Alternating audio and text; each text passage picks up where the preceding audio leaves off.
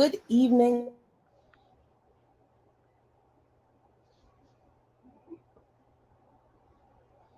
Episode of Black and White with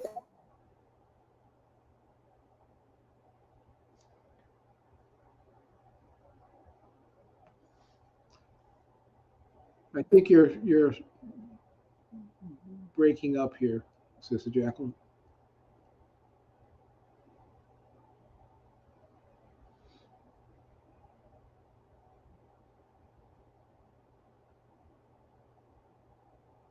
Mm.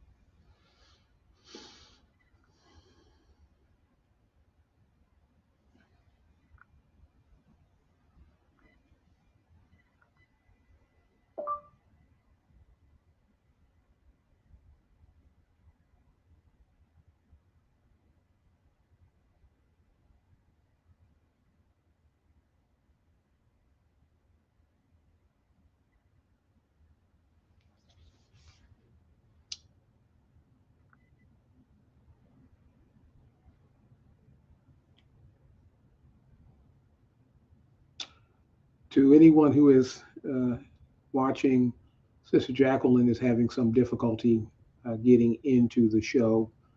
It says I'm in the show, but she's having some difficulty getting in, so I suspect it's an internet problem on her side.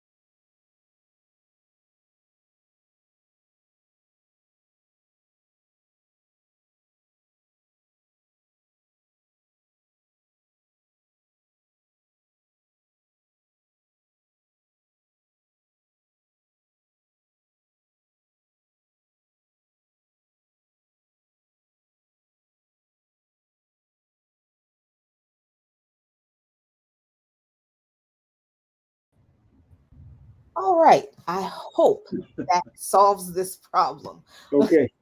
So sorry about that, everyone. Had some really weird tech issues. So, obviously, I've got a lot going on here. And just to let you know, I've got a bunch of other stuff now connected to my Wi Fi network because of what I call cycletta, my dialysis machine. This is actually a blood cycler. That's the literal name of the machine because that's what it does. So it cycles my blood through the machine, cleans it through the dialysate, all that kind of stuff. So I named her Cycletta.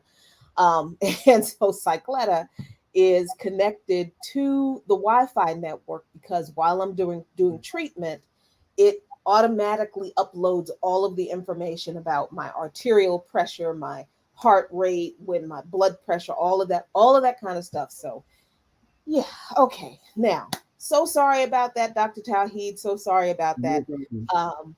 Um, all our friends in Lukman Nation, thank you, thank you, thank you for sticking it out.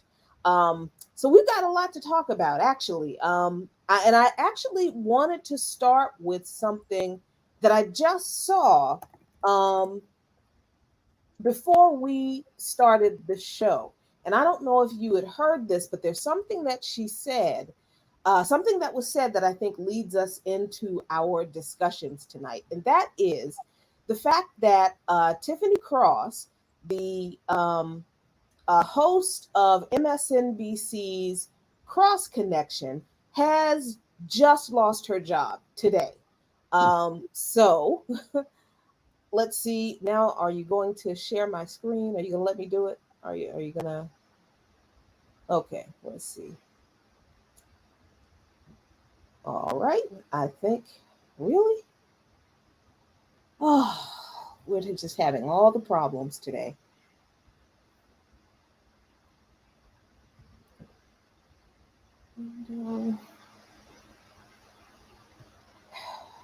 Okay, I don't have time to do all that. All right, but I'm trying to share my screen, and because I reset the computer, Chrome is telling me that it's not letting me have permission for StreamYard for me to share my screen right now. But the gist of the issue is that Tiffany Cross, her show has been canceled on MSNBC just today. And Mhm. apparently, the straw that broke the camel's back was her appearance on um, Charlemagne the God show. I really just hate saying his name. I just really do. On his show on Comedy Central, Hell of a Week, where she said about Florida, where Charlemagne asked her which state Democrats could afford to lose in the upcoming midterm elections. And her response was, Florida literally looks like the dick of the country. So let's get rid of Florida. She said, let's castrate Florida. Now, I okay, fine, you know, but really, what I think is her insistence on, and I think insistence is kind of a strong word because we're not talking about someone who was radical in her analysis, right? Tiffany Cross is a very supportive member of the Democratic Party. From the times I watched her show, she didn't do a lot of actual criticism of the party. In the little bit that she did was very light and tepid. Um, but I think she said two things after this, castrate Florida comment. She said that it was impossible to separate the Republican Party from right wing extremists, saying that they had merged right now. Mhm. Excuse me. And she also noted that when we're talking about the economy, that Black America is not like the stock market. Most people aren't the stock market. And she made the point that when the mainstream media talks about the economy and the economy doing well, they're talking about the stock market, Mhm. but they never talk about the difficulties in this economy that Black people have. The fact that Black people are always doing much, much worse Mhm. than the media pundits claim when they're talking Mhm. about the economy. And Mhm. I think those are the two things. I don't really think, I mean, they had to say something. Um excuse me, but I think we have to be clear that in the corporate media, in the world of corporate media, um, the State Department controls the narrative, and it doesn't matter which it's CNN, MSNBC, it doesn't matter. So you buck that um that narrative enough and they will get rid of you. And you also can't say mean things about the Republican Party, because Democrats still have this thing going on where they insist that Republicans are just, they're decent people at their core and they can be reasoned with, but they're just a little bit misguided. Right? So you can't say inflammatory things about the Republican Party even when they're quite obviously true. But I think the big thing that really got her in trouble with the network was her pushing back the little bit that she did on this narrative that the economy is great, Mhm. um, and ignoring the fact that Black people are suffering, that regular working class and poor Americans are suffering, and Black people are suffering even more. So, what are your thoughts Mhm.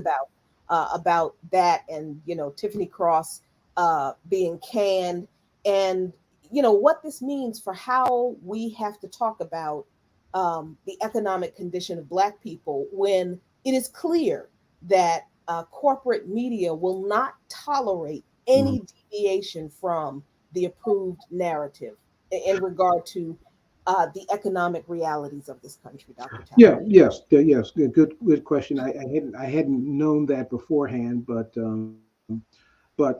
not surprising. We are certainly coming. We have to come to a recognition that corporate media is corporate media. It's not just corporate media because it's big business as media. It's corporate media because it carries the flag for corporations, for big business. It is the propaganda arm of big business. And so for her to say that black folks fare worse in an economy than white folks, I mean that's not news. That's well known. I mean the unemployment numbers came out today as they come out this time for every month. The unemployment rate in general is 3.7%. The unemployment rate for blacks is 5.9%.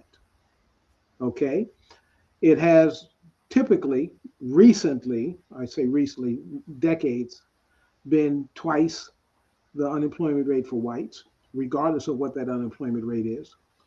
And at times it has been three times the unemployment rate for whites. That's a well-known fact. It's Mm-hmm.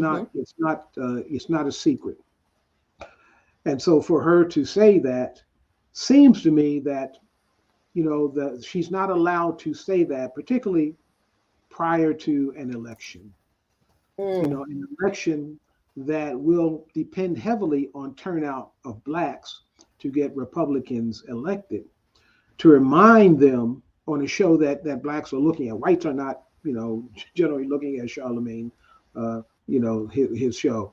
It's a black oriented show, and so black folks are listening to that show, and they may agree with her and say, yeah, things are doing worse for us, while Joe Biden is campaigning and saying everything is fine, the economy is great. The only thing we have to worry about is those Republicans, right? And Mm-hmm. so the president's message, I didn't listen to the speech, but I always listen to synopsis, summaries of it afterwards. I don't think I can get through listening to it. Yeah. But his speech was, we have to fear the Trumpers, we have to fear the MAGA folks, we have to fear the dissolution of democracy. And for some, it's not a new thing that democracy has been dissolved. And so it's all about fear. There's no hope in that message. People are Mm-hmm. concerned about inflation. Wealthy folks are not that concerned. They can pay their bills. Right.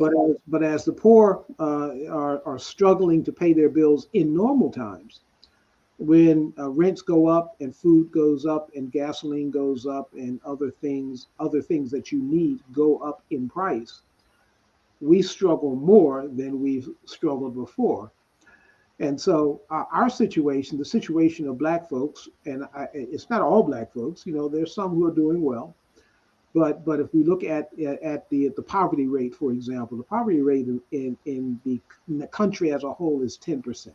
Hmm. The poverty rate in the black community is 30%, Wow. right? Wow. And so that's three times the rate of the poverty rate. And that, excuse me, let me back up. It's not three times the white poverty rate, because the poverty rate for the whole country is 10%. You have to include the poverty rate of blacks at 30% in that 10%, which means that the poverty rate for whites is below 10%, right? To make that Right. happen. Right. Same thing with the unemployment rate at 3.7%. The unemployment rate for whites is below that, so that it averages out with the black unemployment rate at 5.9%. There have been times in recent months when the unemployment rate for whites has gone down, while at the same time the unemployment rate for blacks has gone up. So to say that we are living in two different economies is a known fact. And if she's fired for that, then the only thing I can think of is she wasn't allowed to say that, particularly before an election, because it might discourage some black folks from going to the polls, because we might say, well, I voted before, it's made no difference. Mm. Hmm.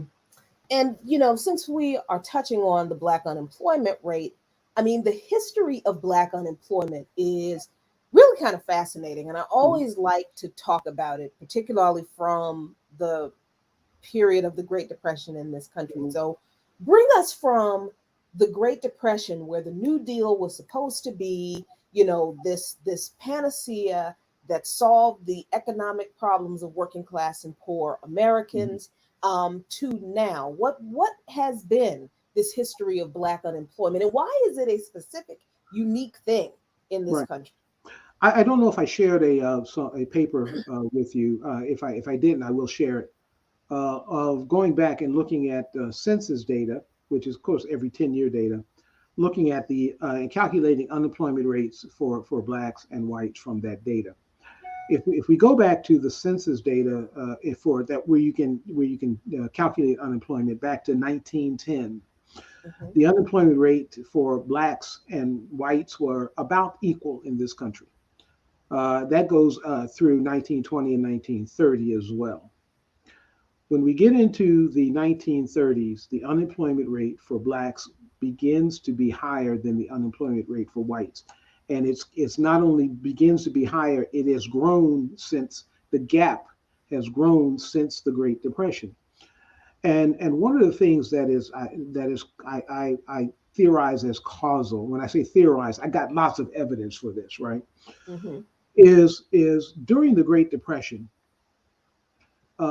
whites who would normally have a low unemployment rate were out of work. Of course, blacks were also, but whites were around the country engaged in various kinds of actions to have blacks fired who were working for them to be hired. So Wow. there were riots around the country, white riots around the country, where whites, particularly men, white men, would threaten employers, if you have to fire him to hire me, and if you don't, we'll burn down your building, or do something bad to you. And so there's a category of jobs that were called Negro jobs. They were called by a different epithet, right? That black folks, black men particularly, worked in, but also, of course, black women in domestic work.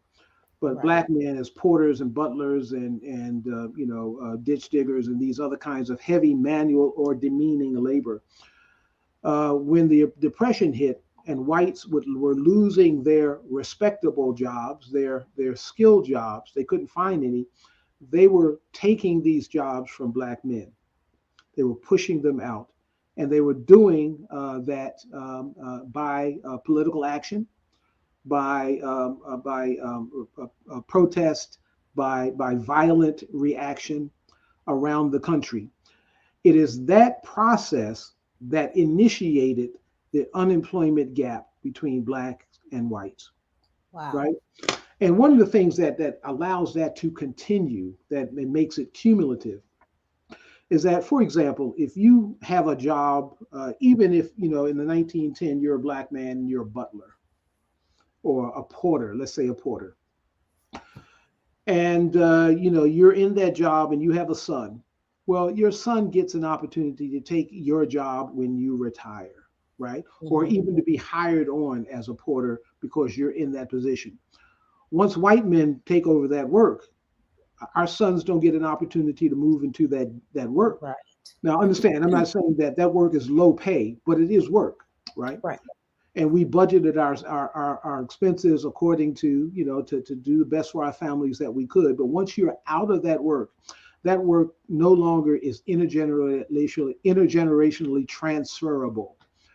And so the unemployment rate goes up in the Great Depression, and it begins to increase after that because we no longer have a foothold in various types of jobs that we have, including footholds in skilled labor work. Because what a lot of people don't understand is during enslavement in this country, we were skilled workers. We were Right. bricklayers and carpenters. I mean, we built capitals and things.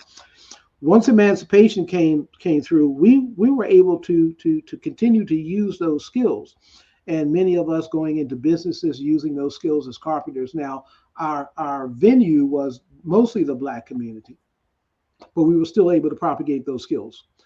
Mhm. Once the Great Depression comes along, and we're no longer able to work in those skills, the building trades, of course, begins to be in a sense whiter and whiter because we're and labor unions have a part in making sure that black men were no longer able to get positions as union carpenters and bricklayers or as skilled carpenters and bricklayers. So there's an accumulative effect that comes from the Great Depression that we have yet to recover from in terms of employment and income and wealth. Mm. And I always wonder about the impact of the New Deal because it's Mhm. always touted Yeah. as, the great progressive policy that and it did, of course, it pulled the country and actually I contend that it wasn't the New Deal that pulled the country out of the Great Depression. It was war Right. that pulled the country Exactly. the Great Depression, because that's how this country has made a lot of its wealth, aside from stealing it from other people. But what impact did the New Deal have? Because people are always making the argument, Dr. Tawheed, that you know black men were able to get jobs through the Mhm. New Deal, and if they were not able to avail themselves of those opportunities, then that was their fault. Yeah, the history and the opportunities of the New Deal were a fantasy for the Black community.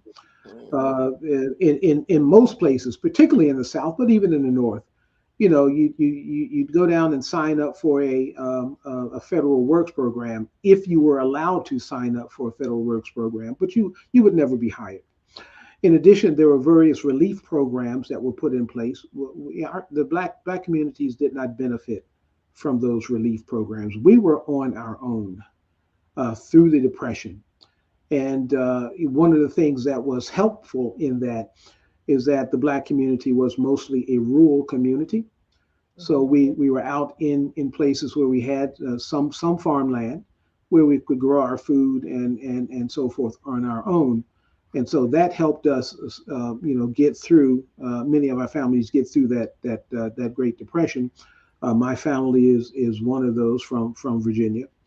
But in terms of the New Deal's effect on the black community, it was nowhere near the effect that it should have been by law because we were excluded by local entities, and the federal government did nothing to enforce that law. Yeah, I'm actually reading a book. It's way over there. I can't Mhm. grab it. Organize, Fight, Win. Mhm. The Writings of Communist Women, that was edited by Jody Dean. The Writings of Communist Women in Labor Struggles, that was edited by Mhm. Jody Dean and Dr. Sharice Burton Stelly. And they tackle labor issues for Black women Mhm. in the domestic arena, Right. during this period of time. And it's some fascinating writings, primary source writings from people like Claudia Jones and other folks who were members of the Communist Party of the United States of America, who were actively involved in organizing Black women domestic workers. And Mm-hmm. the kinds of things that they expose in their writings was the level of exploitation that Black women were subjected to because Black women had to work Mm-hmm. because Black men never were fully enough employed, and if they were employed they didn't make enough money to take care Mm-hmm. of the families. Mm-hmm. So I mean, this is the book is called Organized Fight: When Black Communist Women's Political Writing. Really fantastic. I encourage and urge you all to get a copy of that book. Primary source documents from communist Black women organizers who are Mm-hmm. tackling the issue of Black women's super exploitation during the Depression, during the 30s and the 40s, um, and their efforts to organize Black women and domestic workers in particular. So I just had that thought when you talked that when we're talking about Mm-hmm. um, Black labor. Mm-hmm. And you know, Dr. Tawheed, of course, when we talk about Black unemployment and labor and the economy and the way we are indoctrinated with news about the economy, we're always given information about this jobs report, right? Now, Yeah. we've talked about the jobs report before, that it's, a bunch of hooey. Um, but of course, the latest jobs report that was released just a few days ago from October Mm-hmm. said that, and this is literally what USA Today says. They said hiring stayed strong in October as Mm-hmm. employers added 261,000 jobs despite high inflation, rising interest rates, and growing recession fears. Mm-hmm. They say the unemployment rate rose from 3.5 to 3.7%. The Labor Department said Friday. Economists had estimated that 190,000 jobs were added last month. The actual gain was the smallest since December 2020. Dr. Tawheed, where are these jobs? I just, Well, one of the things to understand with these jobs reports is that 261,000 jobs sounds like a lot of jobs, hmm, but the economy needs to add about 260,000 jobs every month just to keep up with population growth. wow. If it doesn't, then the unemployment rate goes up, and so that may have been, the unemployment rate went up a little bit because the number of new jobs being created were not enough to keep up with population growth. Because the unemployment rate is calculated from what is called the labor force pool, right? Hmm. In order to be in the labor force, you have to be at least 16 years old, right? Well, every month, there are some 15-year-olders who are becoming 16 years old. They are entering the labor force. Right. You need to have at least enough new jobs to take care of their employment needs, minus those who are leaving the labor force with retirement, right? So there's a certain amount, it's about 250,000 in a country this size, that you need new jobs just to keep up with things as they are. 261,000 seems a little bit more than that, but understand, we've talked about this before in terms of the unemployment rate numbers and who gets counted in the unemployed. The fact that 261,000 jobs are created doesn't mean 261,000 full-time jobs. Right. And if a company is, let's say, has a full-time employee, let's say 40 hours, and they lay that person off and hire two part-time workers, you have an increase in the number of jobs, right? Or you say to your full-time employee, we can no longer afford full-time. You go to half-time, then that doesn't change anything. And then you hire another part-time worker to fill in the other 20 hours, let's say. and you've got two 20-hour workers instead of one full-time worker. And the benefit to the company in doing that, of course, is they no longer have to have benefits for that employer. So they have the same amount of work, but they've reduced their costs. Profits are going up. And we see this happening, that profits for particularly large corporations is going up, even in this situation where we have an increase in the unemployment rate and this minuscule increase in the number of new jobs, because many of these new jobs are not new jobs; they're just multiple replacements for old jobs. Mm. And so the numbers are elusive. They are not what they used to be. An unemployment rate of 3.7% used to say a lot more about who was actually unemployed, because you had mostly full-time workers. Yeah. If you are considered employed if you made $1 of income in the last 2 weeks. So if you worked for Uber Eats and you delivered a package and you got a $5 tip, and that's all you did in the last 2 weeks, you are You're employed. considered an employee. You're employed. And this economy is creating more and more and more of those kind of jobs. So people are losing their jobs, and then they're going to work for in the gig economy, delivering packages and so forth. They don't come into the unemployment pool. They're still employed. But we always talk about how another aspect of this, dishonest jobs report is the fact that wages have not increased. And as a Mhm. matter of fact, in this very same article, a little bit farther down, they say that last month, Mhm. average hourly wages rose 12 cents to $32.58 an hour, lowering the annual increase from 5% in August to a still healthy 4%. And I feel like that is another one of those um, uh, capitalist um, media sleights of hand, because we know most people in this country are not making $32.58 an hour. Right. What's wrong with the way they report hourly wages in this context? Well, you've pointed out that most people are not at the high end in wage increases for folks who are able to demand wage increases does not give you any information about persons who are working minimum wage and unable to get wage increases, because if they don't work, someone else will take their job, right? Is ready to work.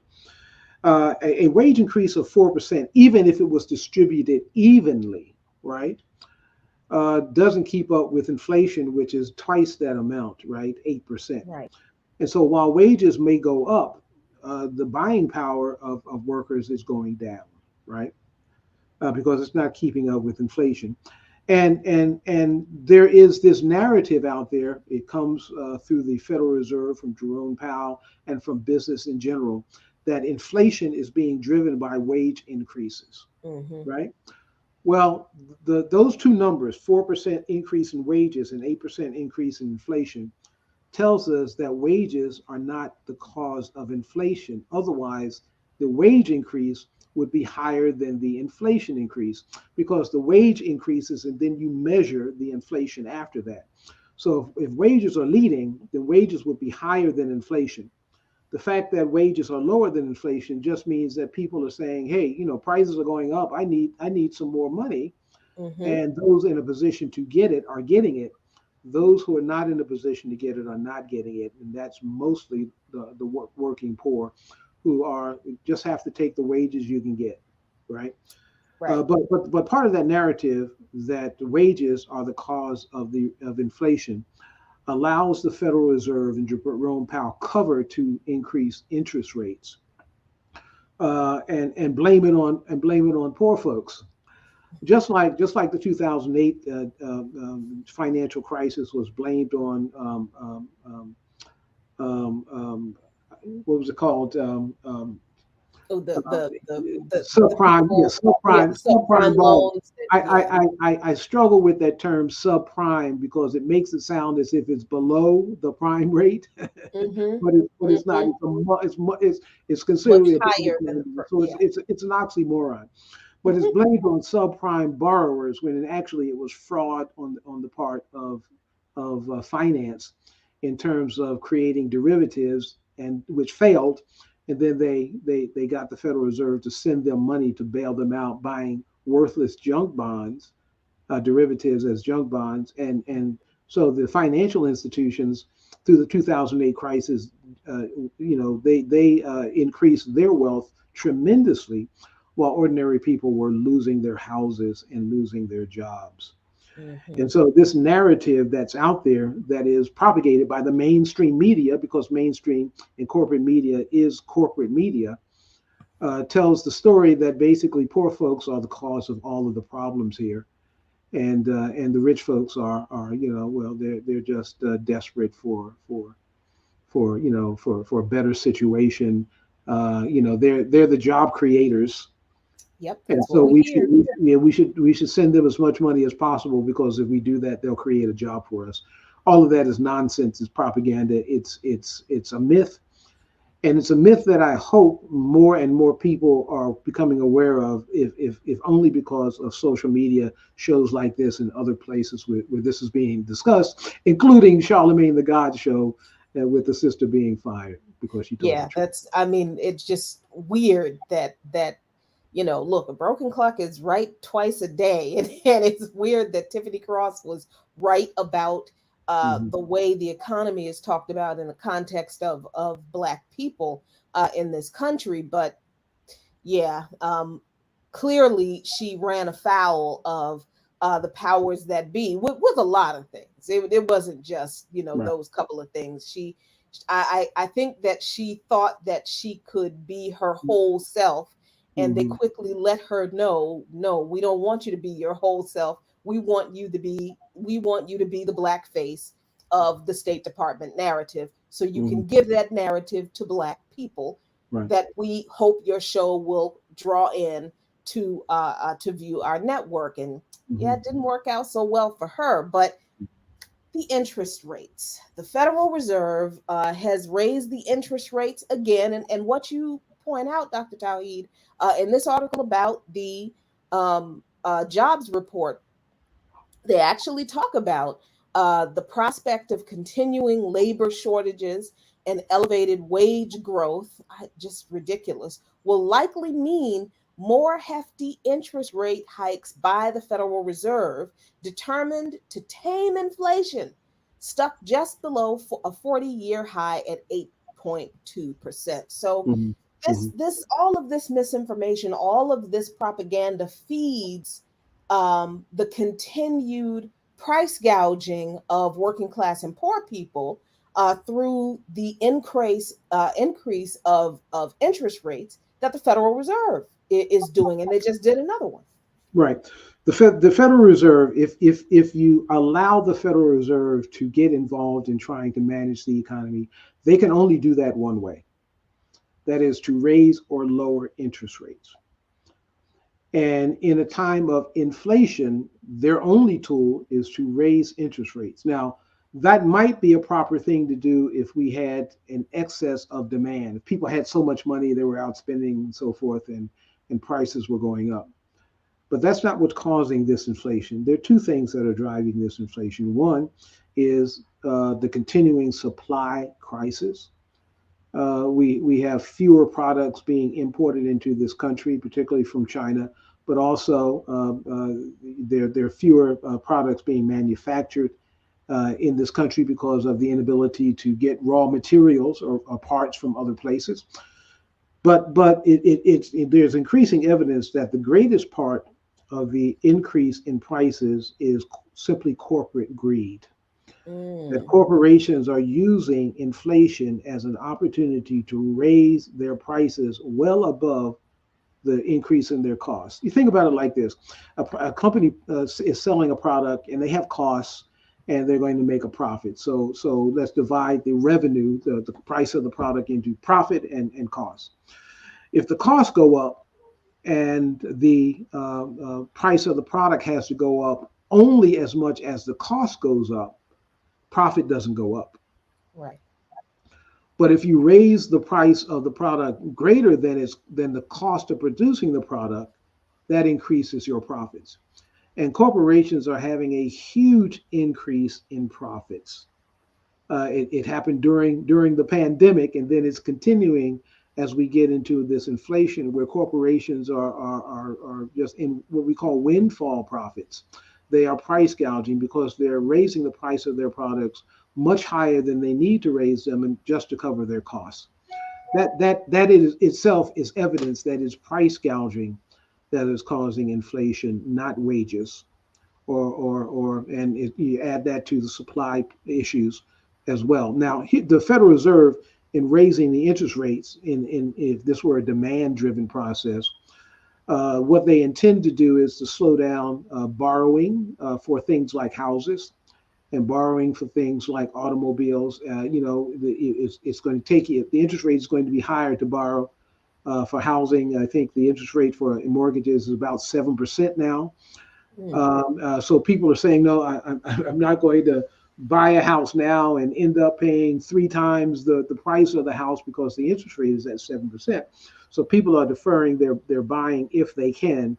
If a person is low income and has to go into their savings that they were saving to buy a house in order to pay their rent and so forth, now they don't have a down payment, right? Right. And so all those things will slow down buying of big ticket items like houses and so forth. That will slow down the economy. But the problem is, if this is a supply driven process, when you make interest rates higher, not only does it decrease demand for housing and autos and other kinds of financed items, it also it makes it more expensive for business to expand. So supply actually decreases while demand decreases, and you end up with a recession. You end up with what we call stagflation, Mm-hmm. where you can have a high unemployment rate, but you have very little production because you've depressed both supply and demand in the economy, and that's where we're headed with the Fed. Now, Jerome Powell is saying that they're waiting for unemployment rates or the labor force, labor situation to show them when to stop increasing these interest rates. One of the problems that I have asked as a member of an organization, I won't mention it on the show, but it's an organization of Black economists. One of the things I've asked, because there are a number of members of that organization who are members of the Federal Reserve Board, Black Ah. economists. We have 3 Black economists on the Federal Reserve Board. I've asked a question of that forum, in that forum. If when the unemployment rate, if Jerome Powell is looking for the unemployment rate, let's say for whites to go up to 4.4%, and that's kind of the number he's given, right? Mm-hmm. Then the unemployment rate for blacks will be 8 to 9%. Right. Shouldn't Black economists kind of intervene and say, wait a minute, Right. earlier, well, why are we going to, if Jerome Powell was looking for a soft landing, but then he started talking about a hard landing. A hard landing for the economy in general is crash and burn for the Black community. We will Mm. have already been destroyed. And I think Black economists have an obligation to step up and say, no, we're not going to allow the Black community to be destroyed because of interest rate hikes, because unemployment rate will be so much higher. We have to do something else. And the something else that needs to be done is what the Biden administration can do in terms of they're threatening, the Biden administration is threatening to put a windfall profits tax in place Mm-hmm. to tax off that extra revenue and then put those into social programs like rent help and food assistance and all these other kind of programs. But I don't expect the Democrats to do this. So Mm. it's an empty promise. It's an empty threat. If it were a real threat, then the Biden administration would be able to actually help the economy and help those who are going to be very adversely affected in the economy. Mm-hmm. Republicans are certainly not going to do that. Right. But Democrats are not even promising to do that. They're And it's completely ignoring the economy. and it's well within their power to do Yes, it. It yes, really is well within their power to do it. And it's just not even an issue for them. So you actually used a term twice that I think we have a question on: windfall profits. yeah, I didn't realize that is a specific thing. What is yeah, that? yeah. A windfall profit. The term windfall comes from, here's a scenario: you have a tree, an apple tree, Hmm. and the apples are on it, and they're high up, you can't reach them. Then the wind comes along, blows the apples to the ground. Now you can just pick up apples on the ground. You didn't have to do anything. Didn't have to do any work to get the apples. So that is a windfall that you now. So corporations are getting making profits without having to actually produce anything of value for those products, right? They're just getting products. They're just raising prices because they can, and they have inflation as a cover. That's called a windfall profit. And there have been in places like, for example, when we had the natural disasters like the Hurricane Katrina, the price of bottled water, which would normally be $1, was going up to $5 a Right. bottle. Well, it wasn't that the cost of a bottle of water was going up enough to justify a $5. So companies that were selling, stores and so forth, that were selling these bottles of water at these increased prices were getting a windfall. And there was a tax that was now put on those profits to take that extra profit away from them. It was in Louisiana, so I don't know if the extra tax money was returned to the community in some way, but that would be a way of offsetting. Of actually, you would have corporations would begin to lower their prices because they can't benefit from it, from these windfall profits. Yeah. Mm, wow. And the Biden administration, of course, David Silberg says that's the kind of thing he should do if he wants to get reelected in 2024. Yes, that empty husk of a man is really running again in 2024. Because honestly, the Democrats have not, there's nobody. There's no, the who, there's nobody. So, but he said, but they'd have to be a different party and not either one of the two main political parties either. He'd have to be an independent or, God forbid, a socialist.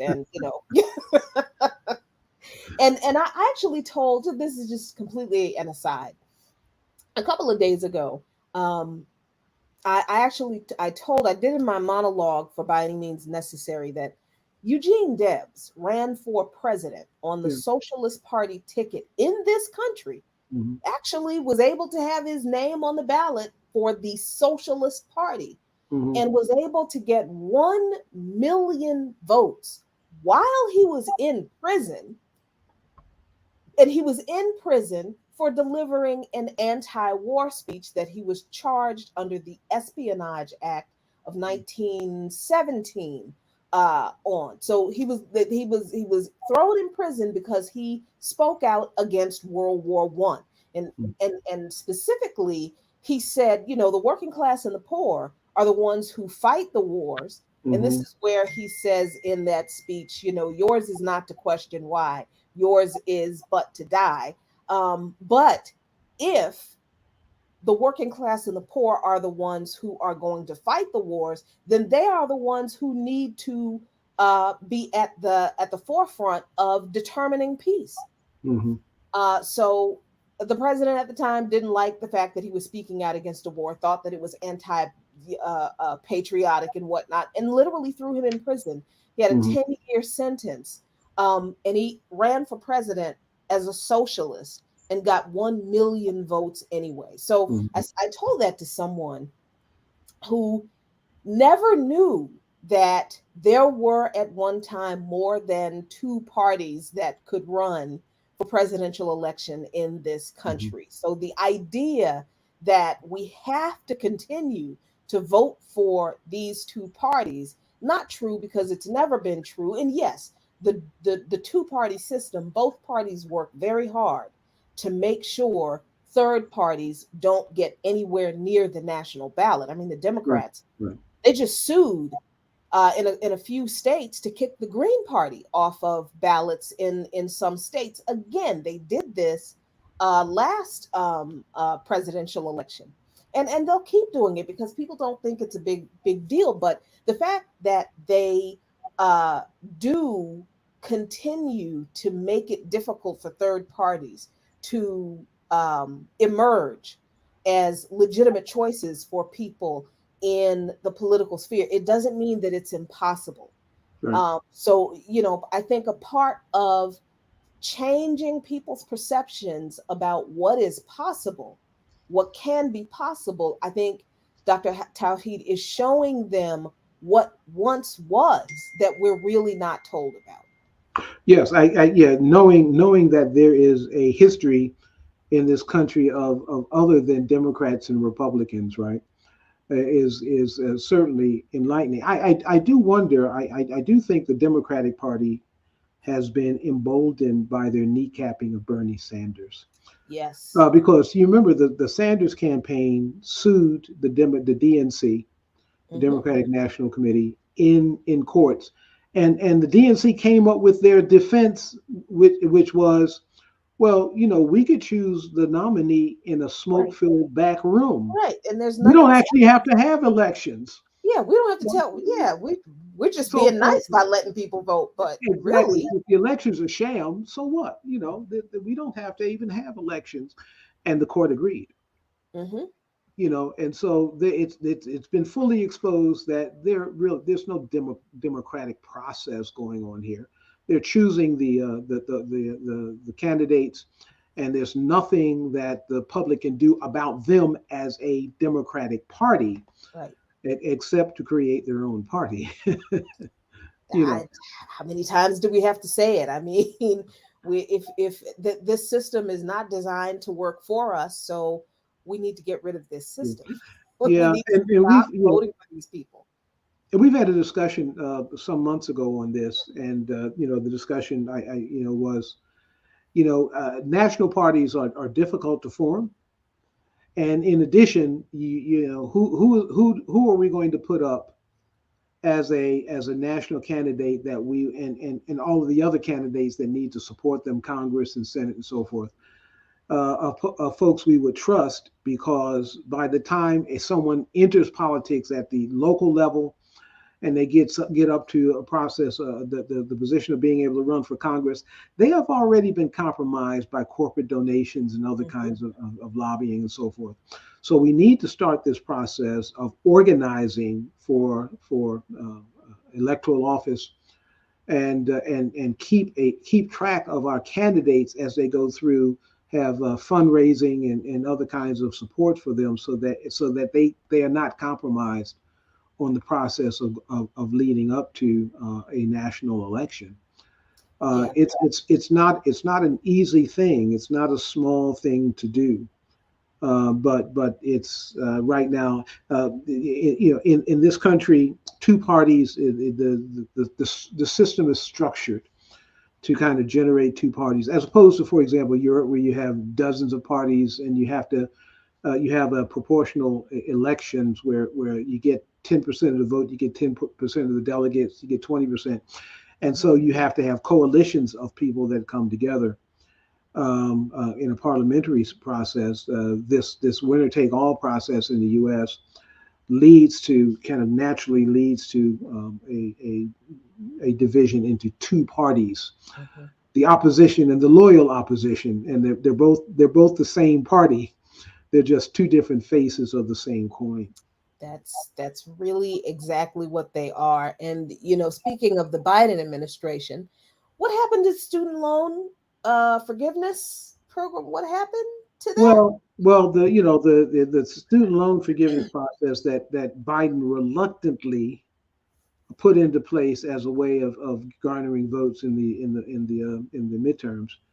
$10,000 of forgiveness if your income is below 125,000. And Hmm. I have no problem with the 125,000 income process. But $10,000 is anemic compared to what others have been advocating. Even the NAACP came out and said that they wanted $50,000. Biden didn't get anywhere near that. But for a long time, the Biden administration was saying we don't have the legal authority to do this. And in that, I think they were actually setting up the lawsuit against once they did put it out there. Then they've given ammunition to those who are opposed to it to go to court and say, well, the Biden administration themselves said they didn't think they had legal authority to do this, and we agree, so they should stop this. And so Joe Biden, not only did Joe Biden never want to give student loan forgiveness, even though he campaigned on it, Joe Biden when he was senator, was a significant part of the problem of student loan debt that is overhanging so many people in the country, and particularly African American undergraduate students. I think the numbers, if I remember, is about 73% of white undergrads graduate with student loan debt. And I think it's 84, 86% of Black undergrads graduate with student loan debt.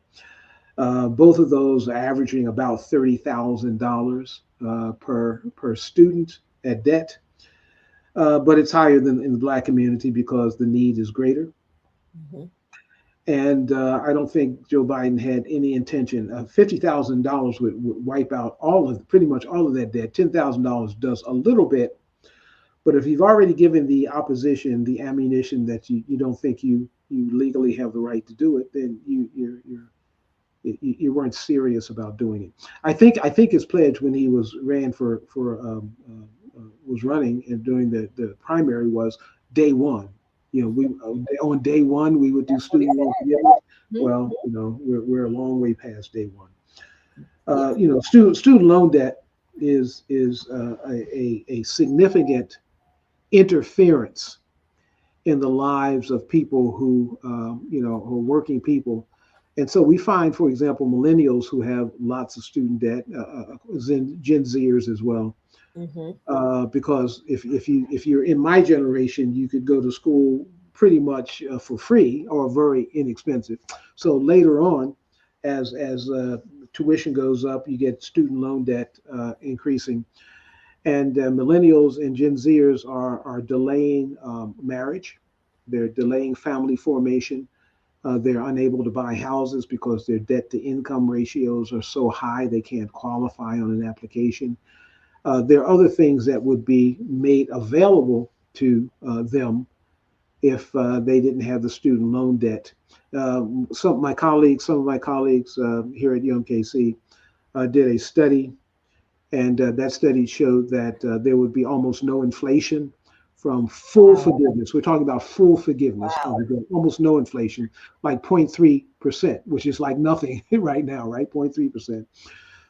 It would actually increase the gross domestic product because it would be an investment. It would unleash spending from people who are sending their money to finance companies. They could use it to buy houses and cars and other kinds of things. There would be an increased economic activity as a result of full forgiveness of the student loan debt process. It has almost no downsides, and the downsides are small. Right. But the Biden administration was never really inclined to do this because President Biden was the senator from MBNA. He carried the water of big banks when he was a Mhm. senator, and this is a continuing part of that.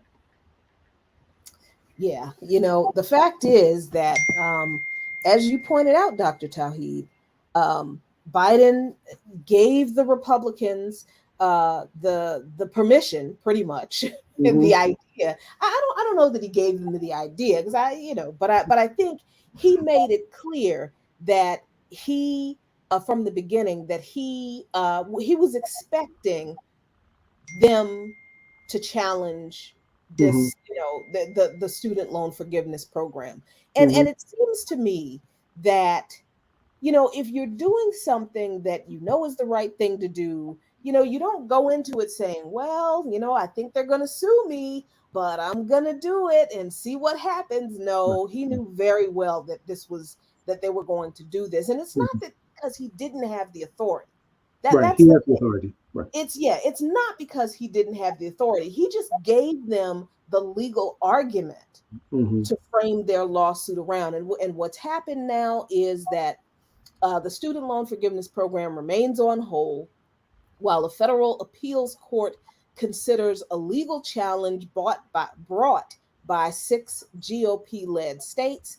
Hmm. So now what happens is you can apply for student loan forgiveness through this application process. Hmm. Um, and the Biden administration continues to accept applications for student loan forgiveness, which is worth up to $20,000 per borrower, but it is not currently allowed to cancel student loan debt due to a temporary administrative hold put on the program by the 8th U.S. Circuit Court of Appeals on October 21st. So this just happened.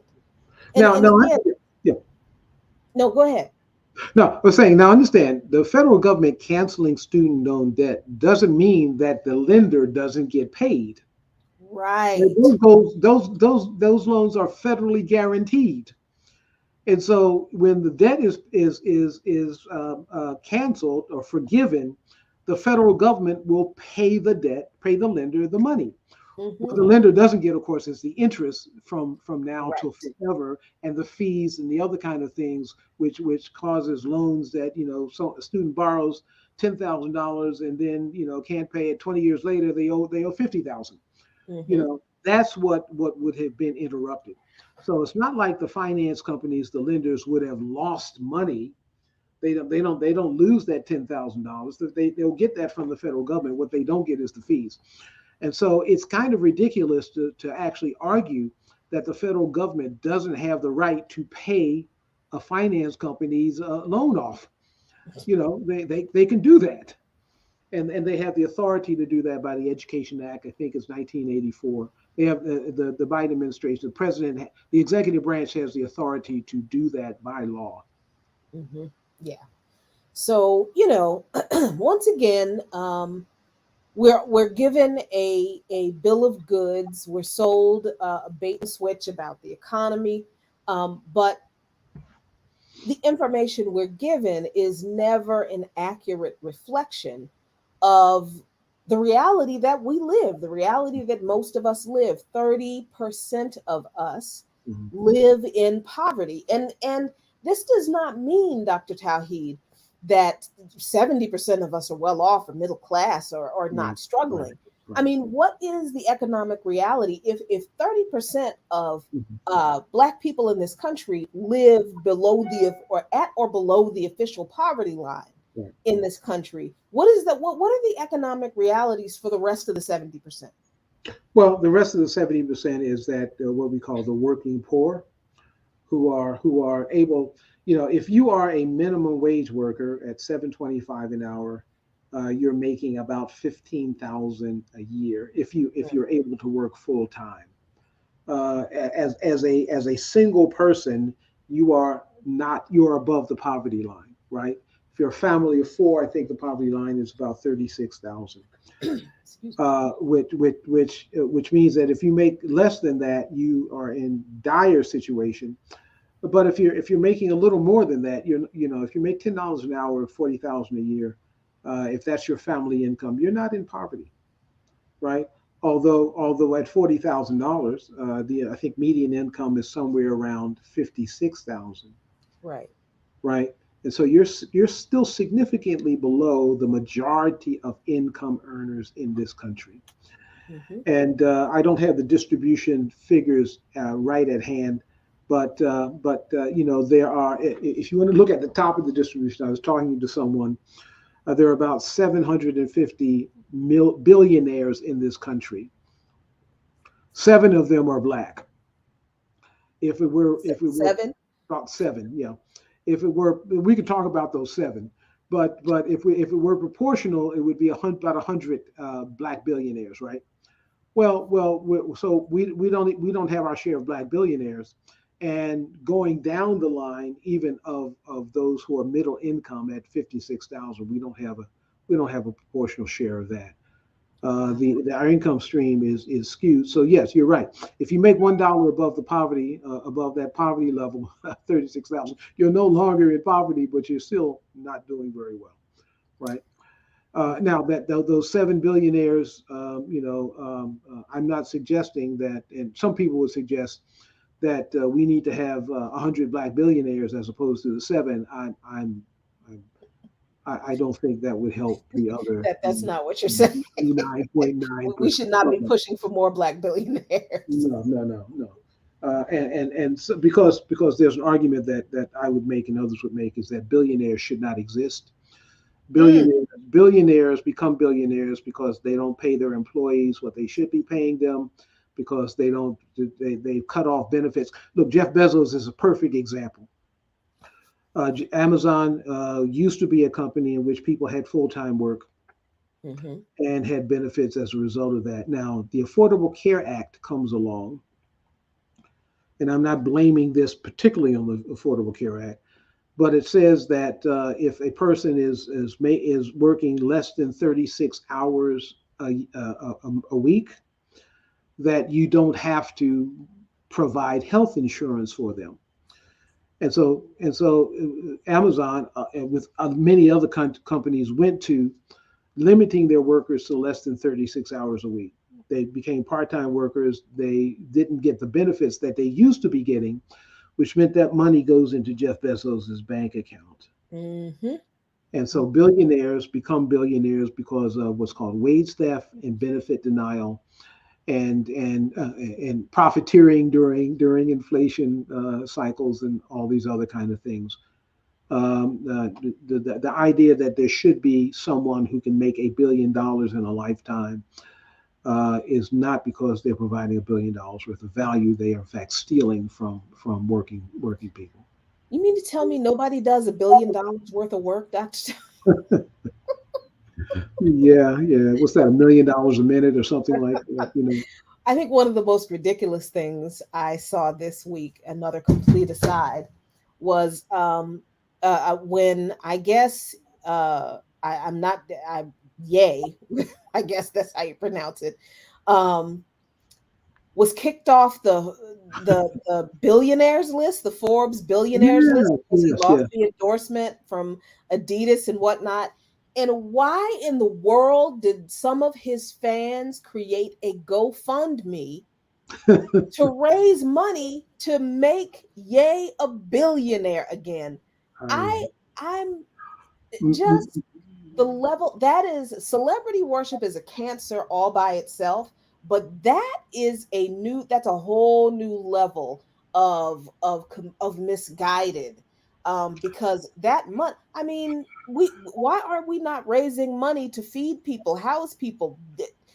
And let me just say that Ye not being a so-called billionaire anymore, according to Forbes, yeah. whatever, I don't believe that at all. He Hmm. still bought Parlor. Right. He still bought the alternative, the right wing social media alternative social media site Parlor. He had enough money, enough millions to buy that. Right. So I just it is I think we're reaching a critical juncture in the life of capitalism in this country. Dr. Yeah. Tap. Yeah. I think it's obvious that there are some people who have absolutely too much money, and so they're willing to buy.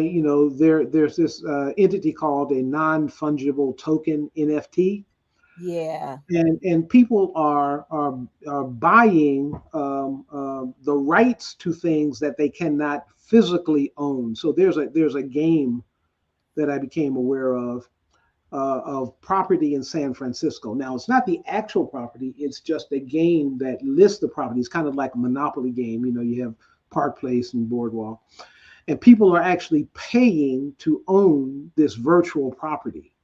You don't actually own Fisherman's Wharf. You own the non-fungible token for Fisherman's Wharf, and people are paying tens of thousands of dollars to own this. If you could do that, you have too much money.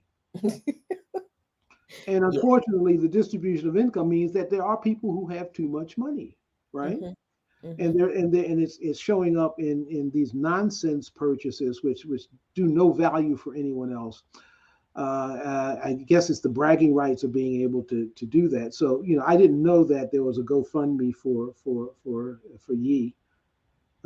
Maybe it's Ye because his name's Kanye, right? So maybe it's I him. don't know. But but if that's what you want to do with your money, you probably have too much money, and perhaps it would be better. Maybe persons who are more have more vision and more progressive.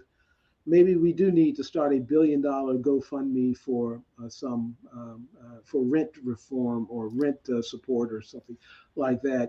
For some that to actually help someone instead of, I guess, his fortunes have gone from 1.2 billion down to 400 million.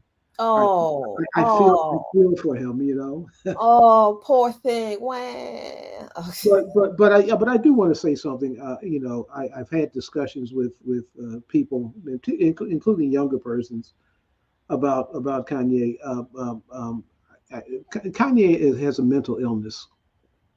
I think he knows he does, and so sometimes he can say things that are brilliant, and sometimes he can say things that are nonsense. He doesn't know the difference.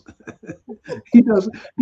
His mania won't allow him to know the difference.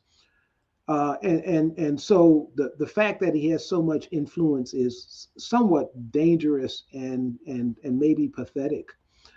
That we look for leadership in people who are unstable. Mm. And he may be a genius in some areas, and I think he is. But in other areas, that genius shows itself out in craziness. And if his followers don't know the difference, then they've got a problem also.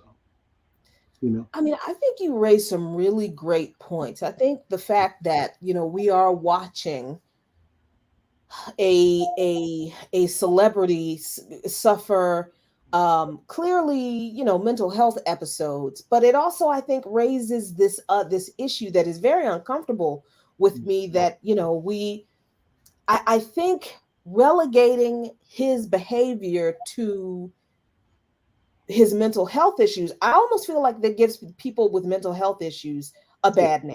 I mean, because this is, you don't say things like slavery was a choice, run around talking about white lives matter because you have a mental illness. That's not, Yeah.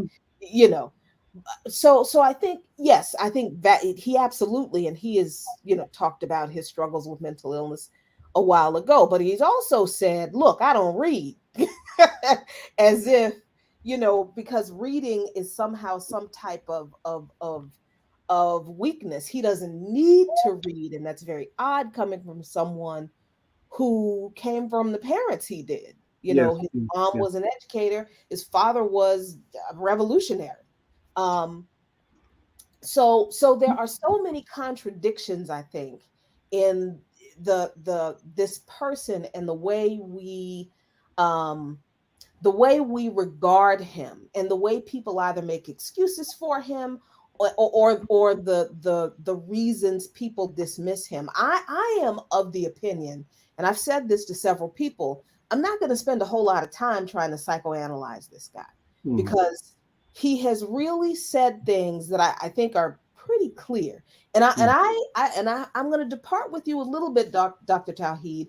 I actually don't believe that he doesn't know what he's saying. I think he absolutely Hmm. knows what he's Hmm. saying. I think he believes every bit of it, because I think he believes that he is above Hmm. all of these, petty little struggles that the rest of us mere mortals have to deal with. He doesn't have to deal with them because he's yay. So Hmm. he thinks on a higher plane. Hmm. And that has allowed him, I think, to get away with saying things that if you and I and folks we know had said, we would have been rightfully dragged across the carpet Hmm. for saying the ridiculous and, quite honestly, harmful and dangerous things that he Right. has said. But because he's established himself as a genius as far as rap is concerned, and then he has translated that, to say, Hmm. well, I am, I think, on a higher plane than other people because I am Kanye West, Hmm. right? Hmm. Not because he's smarter than anyone, but because he really is a lyrical genius, I think. And Hmm. he's just stretched that out to cover anything else. Hmm. And where the mental illness emerged, who knows?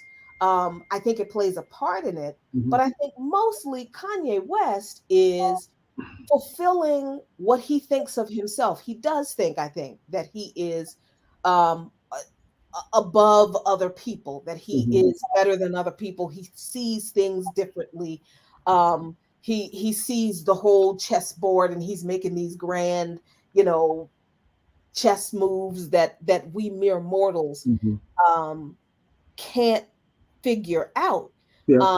And to that degree, I call bullshit on everything he says and Yeah. does, because to me that's just the arrogance of celebrity, right? I, And yeah, I, yeah, yeah. yeah, yeah, I agree that's the case. I'm not dismissing the craziness of what he says every other word. I'm not dismissing that.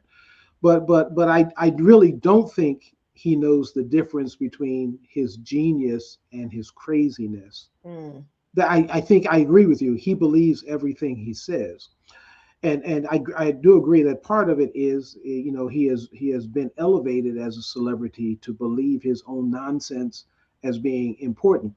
I don't think of him any different in that context than Jeff Bezos, okay. who has made statements about space travel and Hmm. other kinds of things, when he was doing his trips. These are persons who have talent in some areas. They get lots of money, lots of recognition, and every other word is something that's crazy. They believe it, and they have lots of followers who also give them validation for what they believe. And when you've been given that kind of validation, then you can pretty much say almost anything, and someone will try to raise money for you. So the Jeff Bezos, the Elon Musk, these folks all have that I think that same issue. Kanye, of course, is I think also suffering. Amos Wilson has a diagnosis of post traumatic enslavement disorder.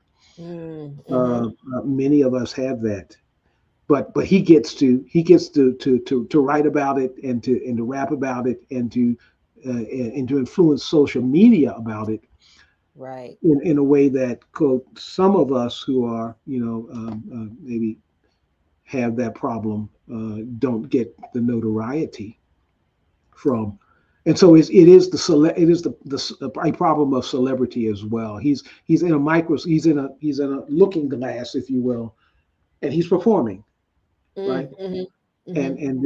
And his craziness is part of his performance. And so there's never in telling what he might say. But I do think there is the underlying mental illness. I think is there, and for me that brings a little sympathy, if you will, to his situation. Mm. For me. And yeah, that post-traumatic slave syndrome, I remember reading Dr. Joy DeGroy's study on that many Hmm. years ago, and it strikes me that without clear political education, the trauma we all endure from that, Hmm. a lot of us could end up as misguided as Kanye West Right. is. And but anyway, like I And, said, and, and mhm. No, go ahead. no, and I was going to say Candace Owens, though I think is just pure opportunist. Yeah, yeah. This That's she just. is a woman who filed, and I believe she won a lawsuit for discrimination, racial Mm. discrimination, and now she, oh come on. um, but I think that whatever social or uh socioeconomic, certainly, issues that we talk about, I think most of them could be undercut. I'm not going to say solved, because people will always be people, but a lot of them will be, a lot of their efficacy will be reduced with socialism. So for me, the answer to all of these issues are scientific socialism. And that's what we strive for. At least that's what I strive for. But until then, until we get there, we have got to understand the truth and the realities about the economic condition that Black people are in. And I want to thank Dr. Tawheed so much for being with us this week and uncovering the lies and the spin and the propaganda and making economics plain for us, Black economically speaking, once again. Thank you. It's been very enjoyable as always. Looking forward to the next time we meet. We'll always have something to talk about. That's true. As Which long as we appreciate. capitalism exists, we will always have something to talk about. Yeah, yeah. So thank you all so much. Appreciate you for hanging out with us tonight. Follow Luke Mon Nation on Patreon, patreon.com/Luke Nation. I'm back in the studio on By Any Means Necessary on Radio Sputnik every day, at least for a couple of months while I get a little break and things heal and I get ready for the next phase in my training. Excuse me. So I'm doing my monologues again. So you'll get at least two fresh new monologues every week, and you can access them as a patron on Luke Mon Nation, patreon.com/Luke Mon Nation, LuqMannation. And please support Black Power Media on Patreon, patreon.com Black Power Media. And if you are watching on Black Power Media, subscribe to Black Power Media so you can get notified when everyone post any content on this channel. We've got great content, a little bit of something for everybody. We appreciate you so much. Peace and love to all of you. Take really good care of yourselves and each other. And remember, a luta continua, the struggle continues, but Victoria acerta, victory is certain. Peace.